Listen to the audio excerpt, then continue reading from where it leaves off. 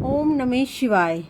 आपकी कोई मन्नत पूरी नहीं हो रही हो, या फिर तमाम प्रयासों के बावजूद आपको कैरियर में सफलता ना मिल रही हो, जहाँ व्यक्तिगत जीवन में परेशानी चल रही हो, तो मतलब कोई भी दिक्कत हो, तो परेशान होने के बजाय आपकी सावन सोमवार का व्रत करके यहाँ बताई गई व्रत कथा का पाठ अवश्य करें।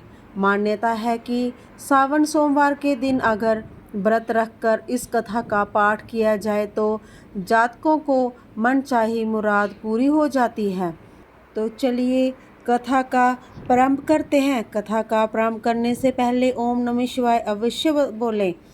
एक साहूकार था जो भगवान शिव का अनन्य भक्त था। उसके पास धन्य धान्य किसी भी चीज़ की कमी नहीं थी, लेकिन उसकी कोई भी संतान नहीं थी और वह इसी कामना को लेकर रोज शिवजी के मंदिर जाकर दीपक जलाता था।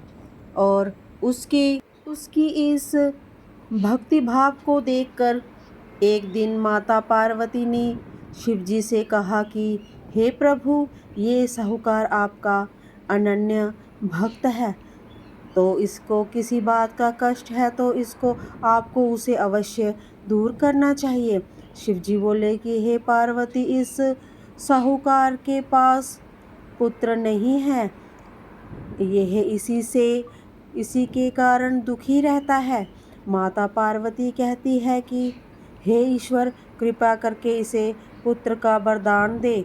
और तब भोलेनाथ ने कहा कि हे पार्वती, साहूकार के भाग्य में पुत्र का योग नहीं है, परंतु ऐसे में अगर इसे पुत्र प्राप्ति का वरदान मिल भी गया तो वह केवल 16 वर्ष की आयु तक ही जीवित रहेगा। ये सुनने के बाद भी माता पार्वती ने कहा कि हे प्रभु, आपको इस साहूकार को पुत्र का वर देना ही होगा, अन्यथा भक्त क्यों आपकी सेवा पूजा अर्चना करेंगे। माता के बार बार कहने से भोलेनाथ ने साहूकार को पुत्र का वरदान दिया, परंतु लेकिन ये भी कहा कि वह केवल 16 वर्ष तक ही जीवित रहेगा। साहूकार ये सारी बातें सुनकर भी सुनता रहा, लेकिन उसने ना खुशी जतलाई और ना ही दुख जतलाया। वह पहले की ही तरह भोलेनाथ की पूजा अर्चना करता रहा। उधर सेठानी गर्भवती हुई और 9वें महीने में उसने एक सुंदर से बालक की प्राप्ति हुई।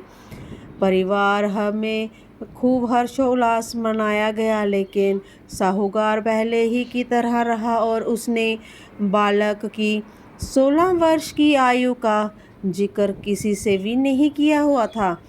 तब जब बालक 15 वर्ष की आयु का हो गया तो एक दिन साहूकार की सेठानी ने बालक के विवाह के लिए कहा, परंतु साहूकार ने कहा कि वह अभी बालक को पढ़ने के लिए काशी जी भेजेगा। इसके बाद उसने बालक के मामा जी को बुलवाया और कहा कि इसे काशी में पढ़ने के लिए ले जाओ, और उसे अपार धन देकर कहा कि रास्ते में जिस भी स्थान पर रुकना वहाँ यज्ञ करते और ब्राह्मणों को भोजन कराते हुए आगे बढ़ना। उन्होंने भी इसी तरह करते हुए जा रहे थे कि रास्ते में एक राजकुमारी का विवाह हो रहा था। जिससे उसका विवाह होना था वह एक आंख से काना था। तो उसके पिता ने जब अति सुंदर साहूकार के बेटे को देखा तो उनके मन में आया कि क्यों ना इसे ही अब घोड़ी पर बैठाकर शादी के सारे कार्य संपन्न करा लिए जाएं। परंतु उन्होंने मामा से बात की और कहा कि इसके बदले में वह अन्यथा अर्थात धन देंगे। वह भी राजी हो गए। इसके बाद साहूकार का बेटा विवाह की बेदी पर बैठा, और जब विवाह कार्य संपन्न हो गए तो जाने से पहले उसने राजकुमारी की सुंदर चुंदरी के ऊपर पल्ले पर लिखा कि तेरा विवाह तो मेरे साथ हुआ, लेकिन जिस राजकुमार के साथ भेजेंगे वह तो एक आंख का काना है। इसके बाद वह अपने मामा के साथ काशी के लिए चला गया। उसके बाद उधर जब राजकुमारी ने अपनी चुनरी पर ये लिखा हुआ पाया तो उसने राजकुमार के साथ जाने से मना कर दिया। राजा ने भी अपनी पुत्री को बारात के साथ विदा नहीं किया। उसके बाद बारात वापिस लौट गई, परंतु उधर मामा और भांजे काशी जी पहुंच गए थे। लेकिन एक दिन जब मामा ने यज्ञ रचा रखा था तो भांजा बहुत देर तक बाहर नहीं आया। तो मामा ने अंदर जाकर देखा तो भांजे के प्राण निकल चुके थे। वह बहुत परेशान हुए, लेकिन सोचा कि अभी रोना पीटना मचाया तो ब्राह्मण चले जाएंगे और यज्ञ का कार्य अधूरा रह जाएगा।